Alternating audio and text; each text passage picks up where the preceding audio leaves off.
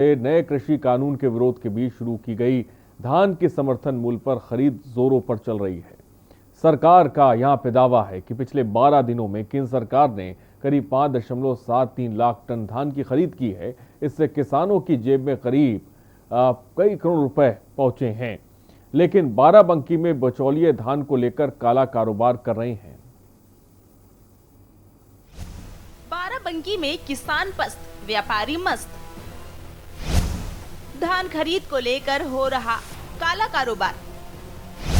रात के अंधेरे में बिचौलिए कर रहे खेल। बिचौलिए कर रहे धान खरीदी का काला कारोबार। बिचौलिए के धान खरीद में ली जाती है मोटी रकम। डीएम के आदेश की सरेआम उड़ाई जा रही धज्जियां।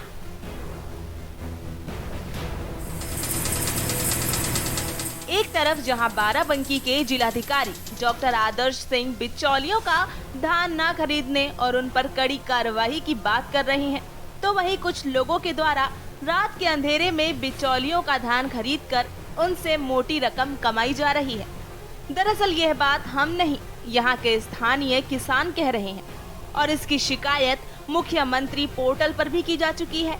हम आपको जमीनी तस्वीरें भी दिखाएंगे जिसमें किसानों के धान की ट्रॉलियां ही ट्रॉलियां नजर आएंगी, जो कि हफ्तों से खड़ी हैं।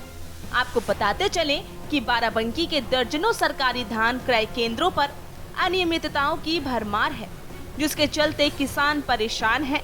धान क्रय केंद्रों पर किसान को टोकन के नाम पर परिक्रमा लगवाई जाती है और रात के अंधेरे में बड़े बड़े व्यापारियों का धान खरीदकर उनकी तिजोरी भरने का काम किया जाता है। क्योंकि ये तस्वीरें बाराबंकी के सफदरगंज सरकारी धान क्रय केंद्रों की है, जहां पर रात के अंधेरे में बड़े बड़े व्यापारियों का धान खरीदकर उन्हें लाभ पहुंचाने का काम किया जाता है, जबकि आम किसानों का धान शाम 5 बजे तक ही खरीदा जाता है। रात के करीब में 10-10 बज चुके हैं और गांव के लगभग 4 पंचायतें जो तौल के लिए बंद की गई हैं, बरियारपुर, बेरी, अम्बौली जो भी हैं वो लगातार चल रहे हैं और यहाँ पर बिचौलियों के रात में धान खरीद की जा रही है। क्या लगता है किस तरीके से ये तौलाई हो रही है? ये सब बिचौलियों द्वारा खरीद की जा रही है, जिसमें इसमाई साहब पवन अभ्यर्थी के बीच में के साथ काम करने वाले सोनू वर्मा के द्वारा ये सब खरीद की जा रही है, जिसमें 300 रुपये प्रति क्विंटल लिया जा रहा है और किसान का कतई धान तौला नहीं जा रहा है। डीएम साहब ने भी छापा मारा, लेकिन उसका कोई प्रभाव नहीं पड़ा है। क्या लगता है किसी भी धान क्रय केंद्र में जा सकता है, हालांकि वो अपनी सहूलियत के हिसाब से जो अपना नज़दीकी धान क्रय केंद्र वहाँ जाएगा तो बेहतर होगा।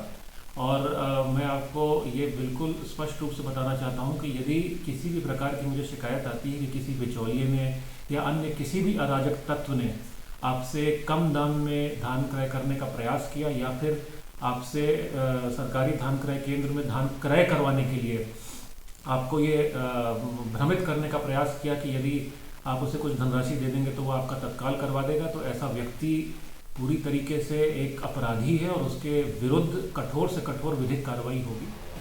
आपको बताते चले कि इन्हीं सब मुद्दों को ध्यान में रखते हुए हमारे बाराबंकी के संवाददाता ने रात के 9 बजे सफदरगंज के सरकारी धान क्रय केंद्रों पर पहुंचे, तो वहां की तस्वीरें कुछ और ही बयां कर रही थी। क्योंकि इस सरकारी धान क्रय केंद्र पर कुछ लोग उन गांव के मौजूद थे जिन गांव पर धान खरीद पर प्रतिबंध लगा हुआ है। फिलहाल आप वहां के चौकीदार का बयान भी सुन लीजिए। अच्छा, अभी धान तौला जा रहा है? अभी तौला जा रहा है, अभी घंटा चल रहा है। हाँ, तो मतलब इसको तो 5 बजे तक बंद हो जाता है ना? 5 बजे बंद होना जाता है। हाँ, तो आज ये तौला जा रहा है, तो क्या लगता है आपको किस तरीके के लिए सरकार आप जानिए, हम लोग क्या जानिए। क्या नाम है? चौकीदार हम हैं। यहाँ चौकीदारी करते हैं? जी हाँ, हम यहाँ के नहीं, हम कार्यालय के हैं। अच्छा, तो फूलचंद गवा है भाई। हाँ, वो उसका ना यहाँ आया। अच्छा, तो कितने बजे ये बंद हो जाता है तौल खरीद? 5 बजे बंद होना चाहिए। तो आज अभी कितने बजे तक शुरू है? 9:10 हुआ है। अच्छा, अभी शुरू है? अभी शुरू है। सरकार की ओर से जारी आंकड़ों के अनुसार अब तक केंद्र सरकार की ओर से 6 लाख टन धान की खरीदी की जा चुकी है।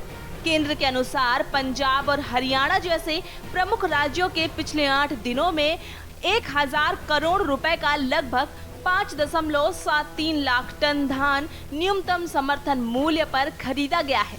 लेकिन सरकार के द्वारा पेश आंकड़े तो महज कागजों तक ही सीमित हैं। इसकी तस्वीरें कुछ और ही बयां करती हैं। बाराबंकी से के न्यूज के लिए सत्येंद्र कुमार की रिपोर्ट।